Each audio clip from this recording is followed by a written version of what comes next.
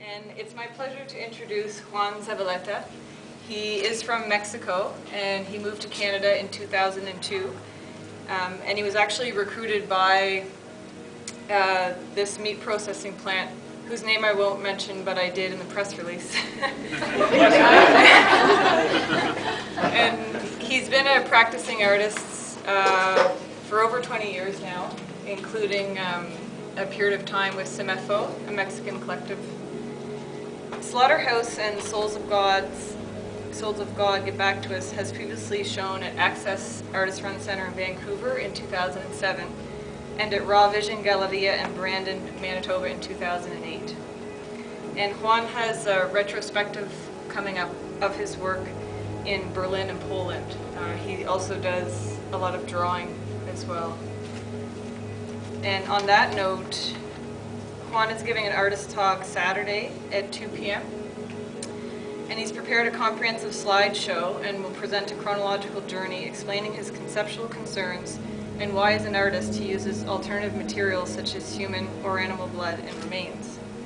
He will explain how his art practice has evolved to the point of activism from its origins, his work as a member of the CEMEFO Art Collective, the significance of his work in the Mexican art context, and his long-term, in-depth investigation of human nature. The talk will cover his evolution in the 21st century, his bipolar experience in the slaughterhouse, and the leap of comprehension towards the use of art as a social tool that experience produced, and the consequent evolution in his work and its use as a weapon of mass awakening. And over the last 3 days installing this exhibition with Juan, I quickly got over my sympathy for hogs, and I really felt the repetitious and monotonous and strenuous labor that's required of the staff that work at these types of factories. I think his installation embodies that experience in the repetition of it, and I find it extremely successful. And without further ado, I'm happy to present Juan.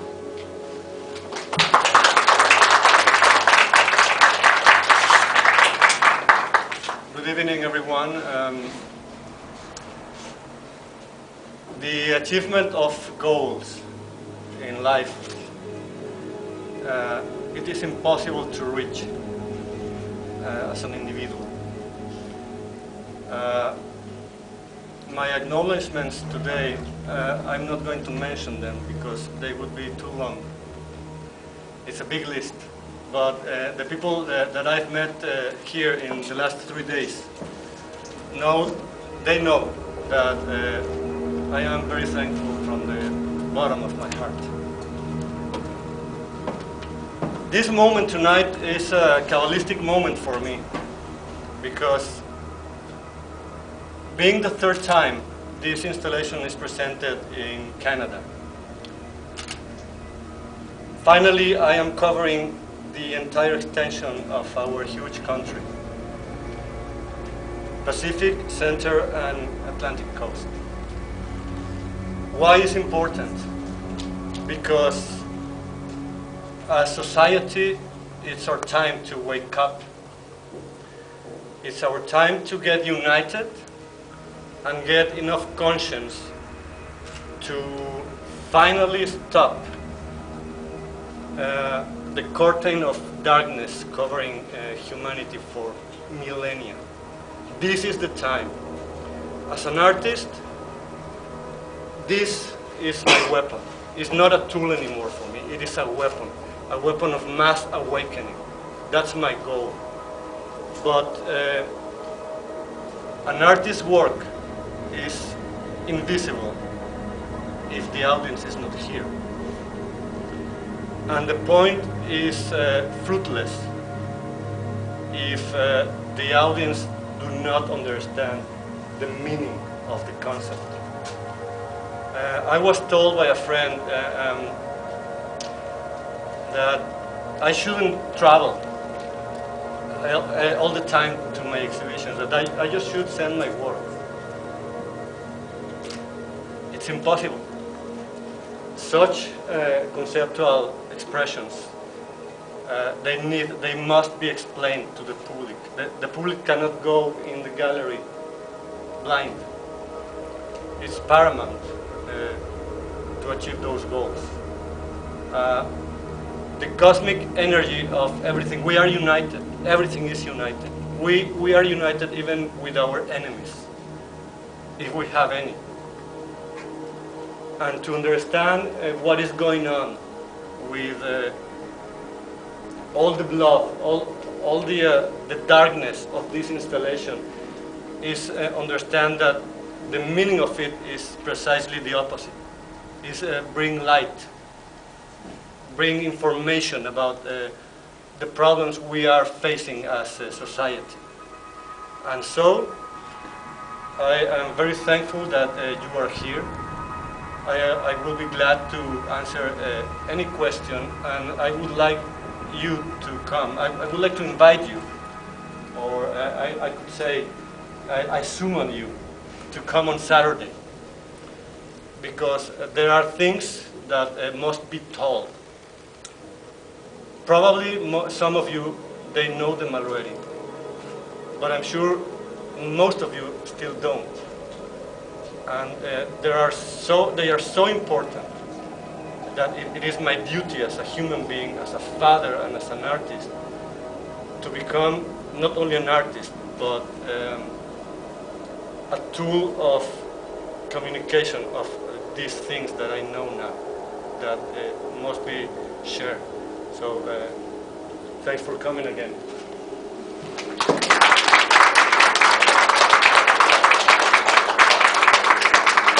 Enjoy the evening. Thank you.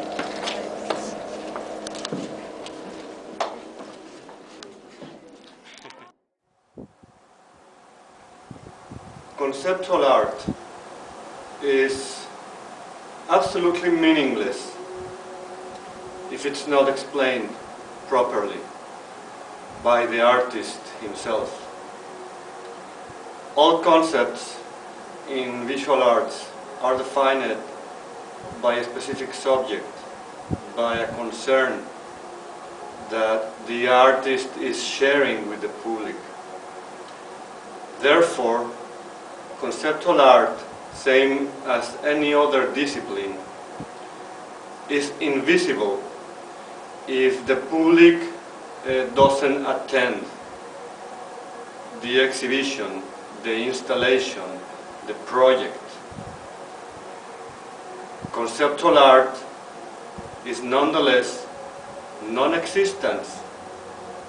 It has no meaning at all if the audience do not understand what we are talking about, if they are incapable to comprehend the message that we are casting towards them.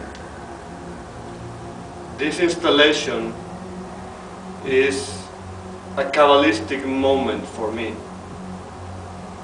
because it is the third time that I accomplish to show the entire project here in Canadian soil. First time, 2007 in Vancouver. Second time, Brandon, Manitoba. Third time, Fredericton, New Brunswick, right now. It was produced and developed in Brandon, Manitoba in 2003. And today, the year is 2011. And it took me 3 years of very patient waiting in order to bring it here. Gallery Connexion contacted me 3 years ago, and it was until now that I had the chance to show it. I hope this short tour I'm gonna give you, it will be enlightening for you all. It's a short tour, but I'm gonna try to do it as complete as possible.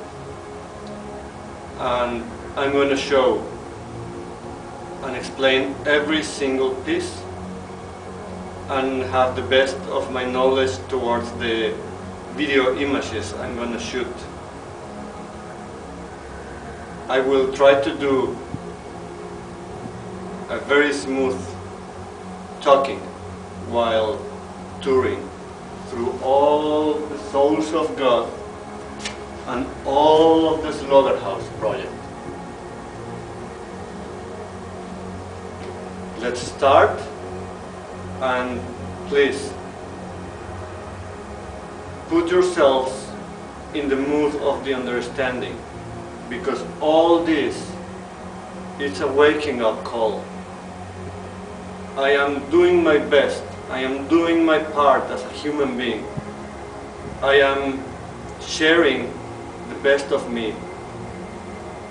And I'm giving my tiny grain of sand to participate in the awakening we all need to get rid of the darkness and welcome the light that is coming, the new era, the new moment. It's ours. We are the human race, we are powerful, we are enlightened.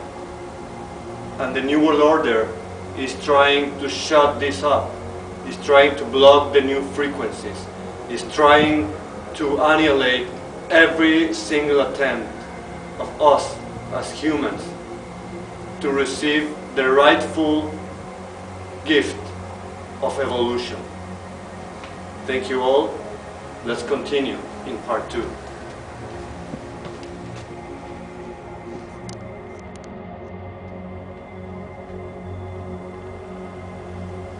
Juan Zavaleta suddenly embraced death in 1984 at the age of 14, when his grandfather died in his arms after a long agony while climbing the stairs of a family house.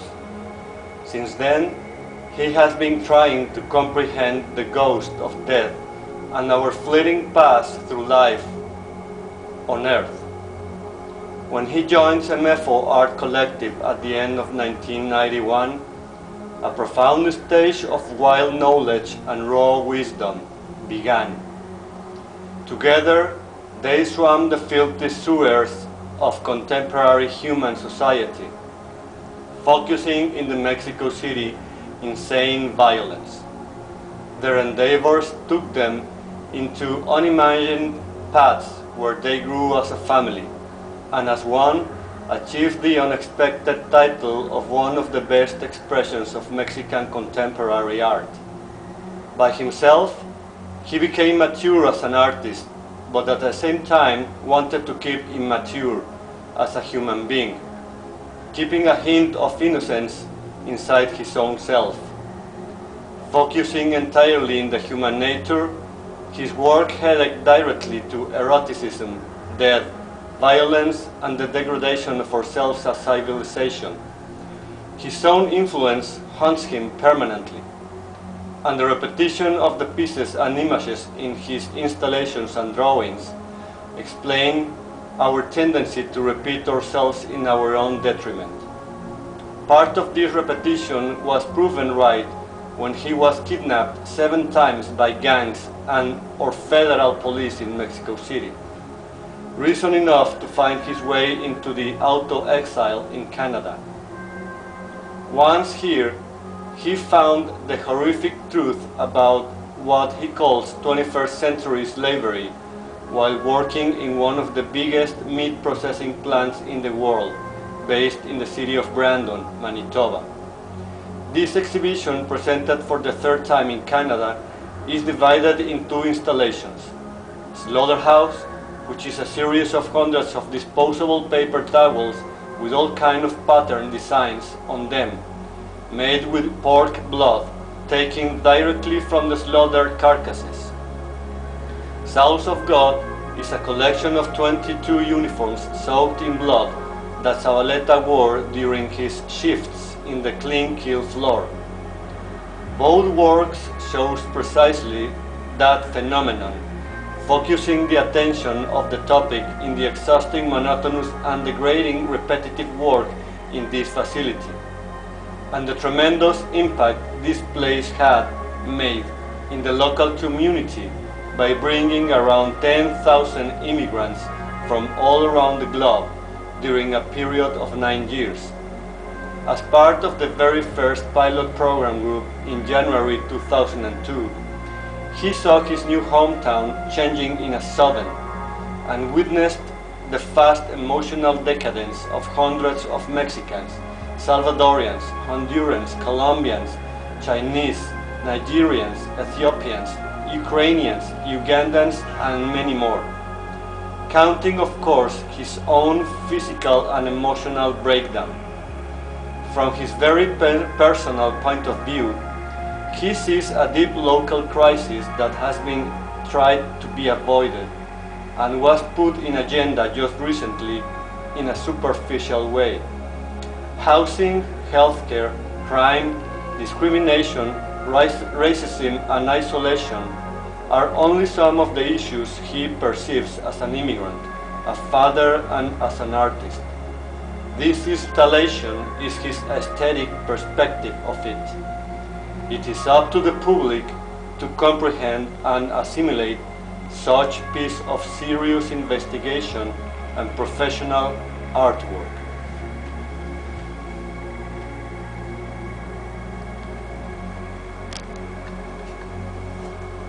Now here we go.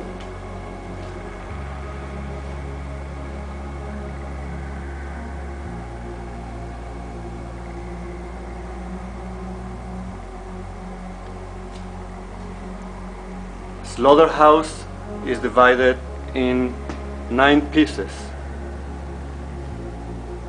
and Souls of God, Get Back to Us is divided in 22 uniforms. The full collection is 22 uniforms that, as I said, I wore during my shifts.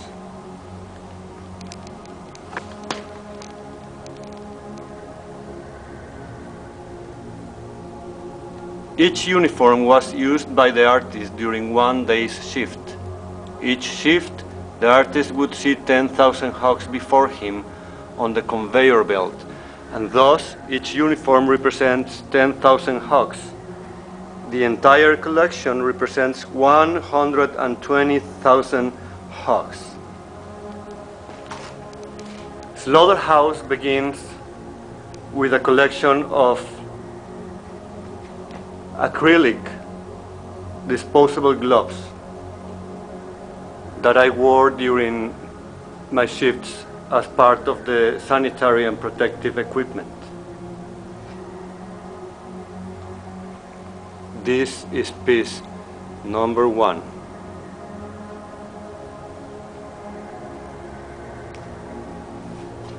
Piece number 2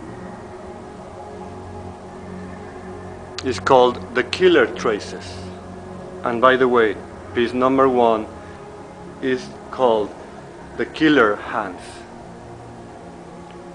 Piece number 2 is a collection of hundreds of handprints made as a stigmata symbol during a 4-year period in which approximately 8 million hogs were killed.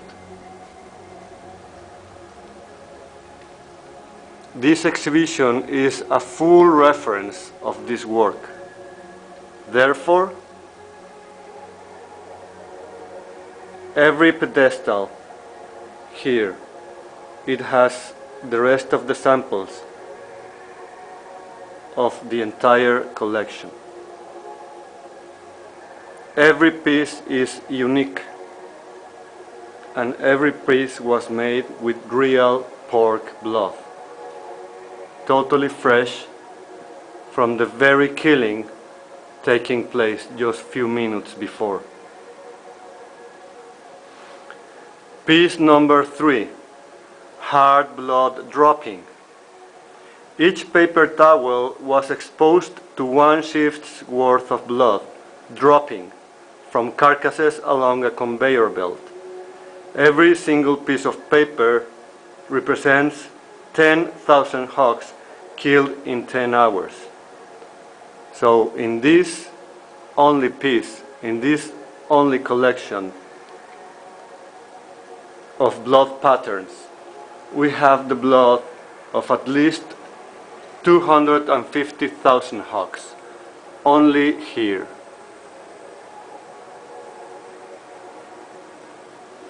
You can see the patterns of the vertical dropping, very slowly achieved. So every towel, as you can see in this image here, every towel was left for 10 hours. Therefore, this entire piece took several months to be achieved. At least 5 months. Because many of the pieces, obviously, were not successfully achieved. And so I had to do it all over again.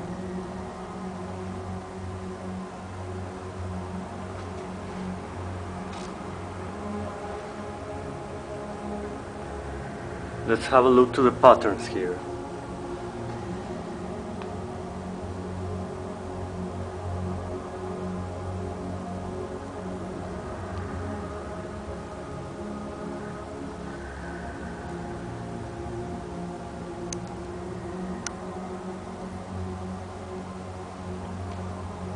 And we will continue with piece number 4 in the next segment of this improvised documentary.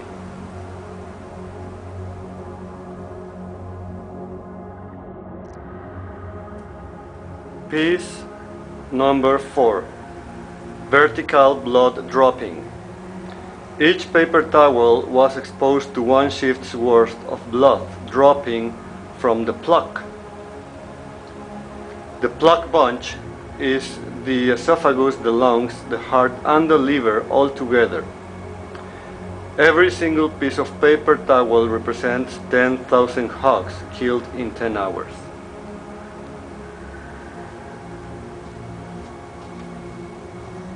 You can also see very deep, dark patterns here. These paper towels, they are as hard as cardboard.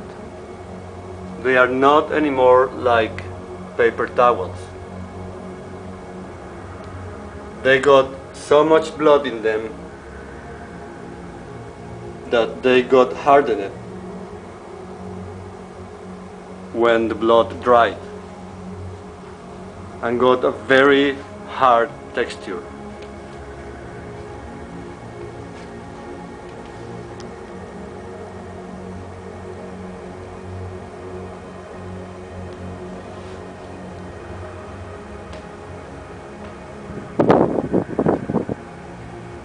Let's have a quick hint of the uniforms,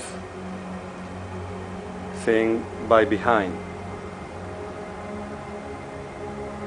As you can see, the installation has a pattern like street signs in order to make it more fluid for the public to walk through.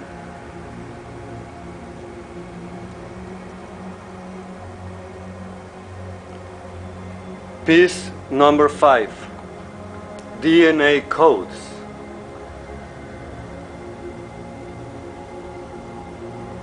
Look the patterns that truly resemble the DNA codes given during laboratory tests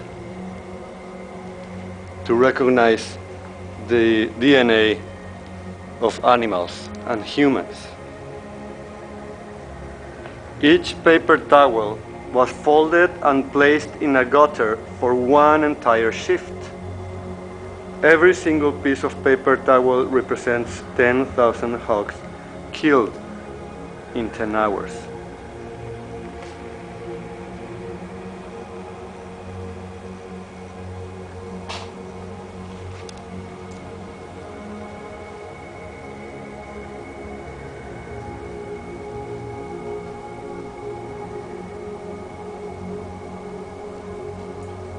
You can see the patterns. They are very defined. These pieces are beautiful.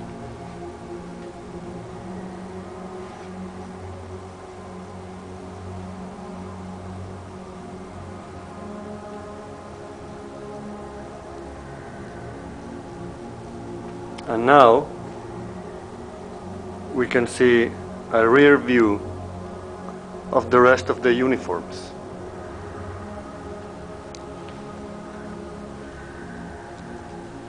"22 in total, as I said before. These are real uniforms. Remember that I wore them during my shifts. These are not fakes, designed just to build the installation. These are totally real uniforms.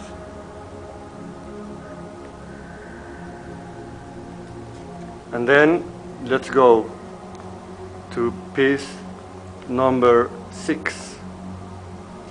Lapses number 1. Horizontal blood dropping splatters. Each paper towel was placed beside the conveyor belt for periods of 1 minute to 8 hours.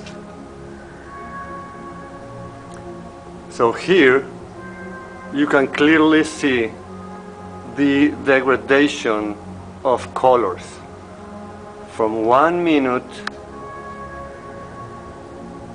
to 5 minutes, and then from 10 minutes to 20 minutes, half an hour, and then 60 minutes, and then 2 hours, 3, 4, 5, and 6 hours. So you can clearly see the degradation of colors.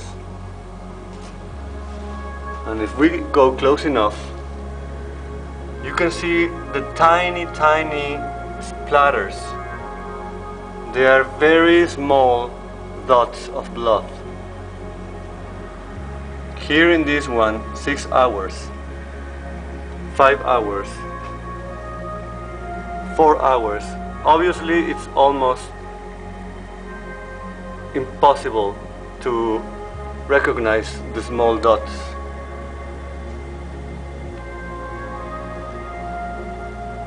But if we go to those exposed for lesser time,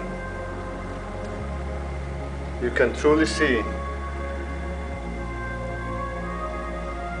the dots as they got splattered on the towels.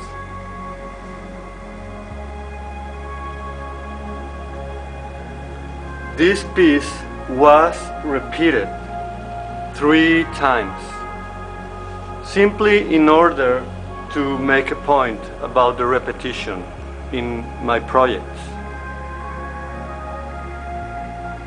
And simply because they were so difficult to achieve, it took me several months to make every single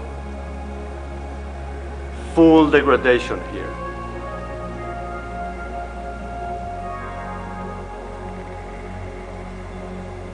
These are the rest of the pieces.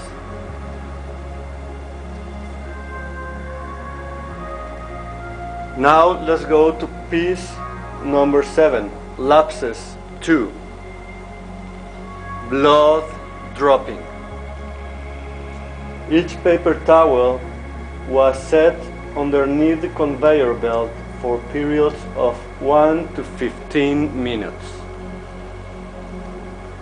And here we can see another kind of degradation of color, going from almost white to almost dark. And you can see how the drops are big. They are big dots, because these pieces were made right underneath the carcasses, right underneath the conveyor belt. So the drops were coming down directly from those pigs just recently dead, and in the process of being slaughtered and dismembered.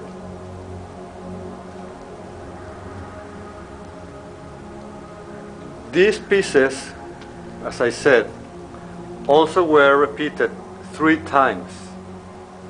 There are 3 sets of the same. And so I put another couple of sets right beside the first one. They are very close to each other.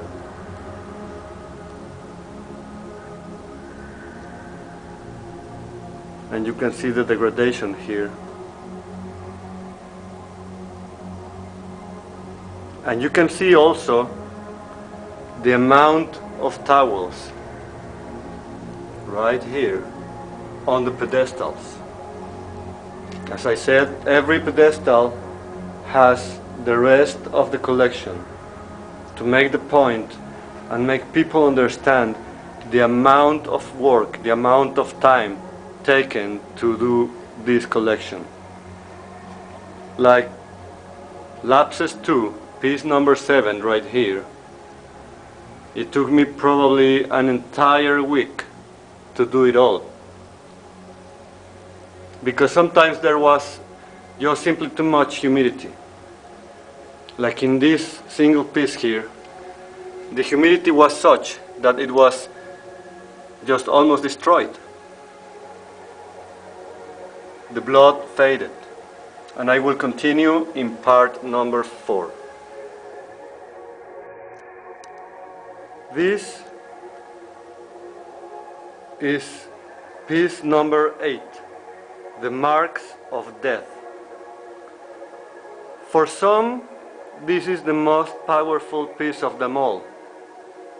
Each paper towel was imprinted at the site of the hole in the neck from which the hog bleeds to death. So every single piece of paper towel here represents one hog bleeding to death. The patterns are like lines, like bars, vertical patterns, because the hog is upside down, and so the blood is just dropping down, making a vertical line of liquid, of blood. These are also hundreds of them, probably 400. You can see the rest of them right here on the pedestal.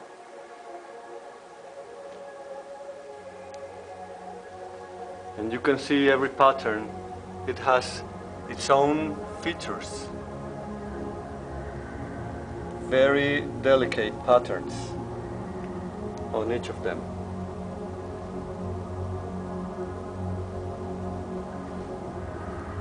Now probably is a good moment to make myself clear and try to make people understand that this installation was not intended to recognize the right of animals.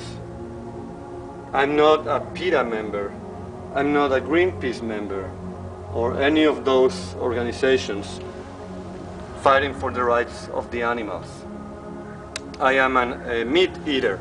I love to eat meat. I understand the need of society to have food on our tables. And I understand the respect for animals. I do respect animals. And I have to be fair here. I want to be fair. This installation has nothing to do with the violence against animals, at least in the plant I did work, in the plant where this installation was made. Simply because this company, this plant, they have the most advanced technology to sacrifice the animals with the lesser pain and the lesser suffering as possible. Of course, as soon as I got this installation shown in Vancouver back in 2007, immediately was taken as an animal rights protest, which is okay. One thing comes with the other. I don't complain. I'm actually very honored to be of help for those who fight for animal rights. However, this installation was fully designed to make people understand how we human beings are victims of other human beings. We have been enslaved for thousands of years. And even though we think we are free, we are not. This is a 21st century new style of degradation, of slavery. Why?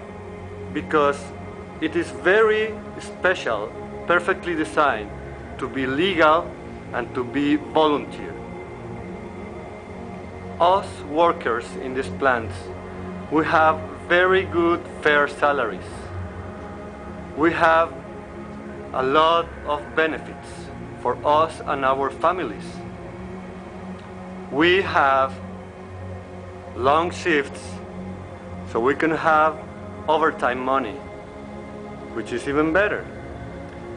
But the way the policies of the labor inside these facilities is absolutely degrading. It's absolutely inhuman. It degrades, it destroys physically, emotionally, and mentally.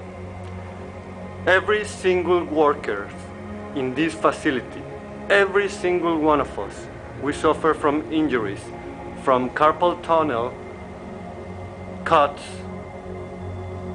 severments, and in my case, back, bone, or muscle injuries. Permanent ones. So at the end, in this case, Manitoba workers' compensations, they will not help after a couple of years. We are on our own.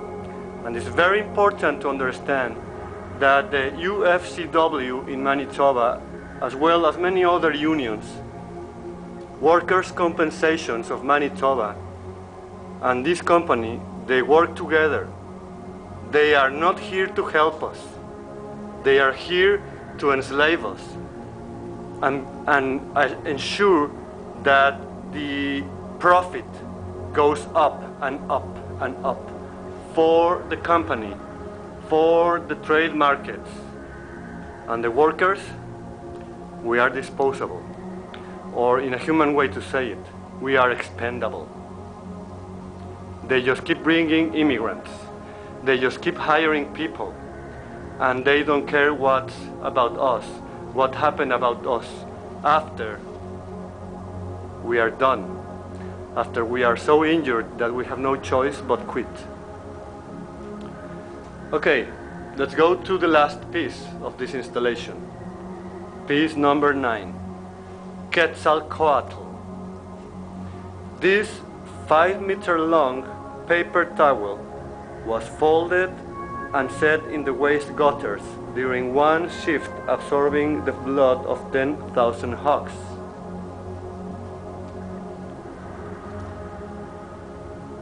Five-meter-long paper towel. The sepia color is only blood, nothing else. Why Quetzalcoatl? Well, it has more than a couple of connotations here. We can mention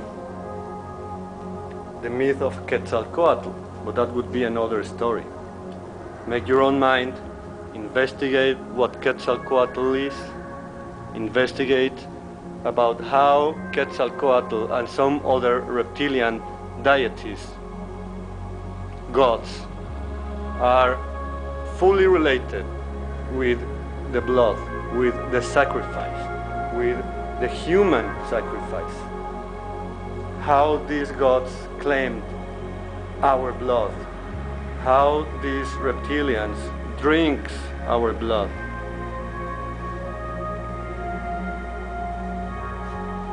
And try to understand the meaningful context of this installation. Conceptual art, as I said,